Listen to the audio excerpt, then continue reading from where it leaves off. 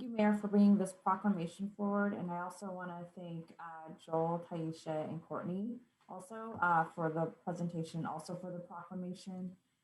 It's an important time and it's an important space to remind us that amid all the policy discussions and funding discussions that we engage on, and when we talk about mental health and well-being, that at the core of it is truly about seeing people and valuing people and the experience of people with mental health disabilities, and that everyone a part of this community is deserving of dignity, respect, and the opportunity to thrive and self-determine their lives.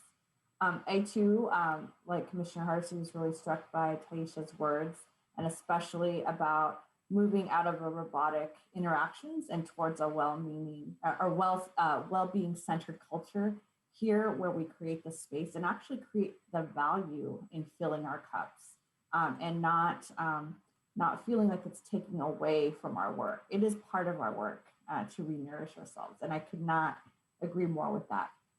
And having worked in a trauma-informed community-based organization for so many years, I also want to underscore the importance of implementing trauma-informed practices and centering the voice of people living with mental health disabilities in City Hall and across our bureaus to ensure that we are abiding by our values and providing the care and consideration that our employees deserve.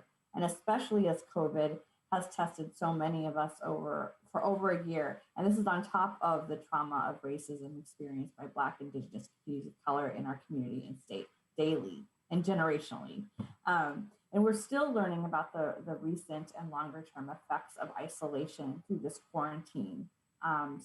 That's still unfolding. So it's really up to all of us here at the city to acknowledge this reality and also the very real impacts on our very dedicated employees who are pouring their energy and time into this workplace to make it what it is to serve the broader community.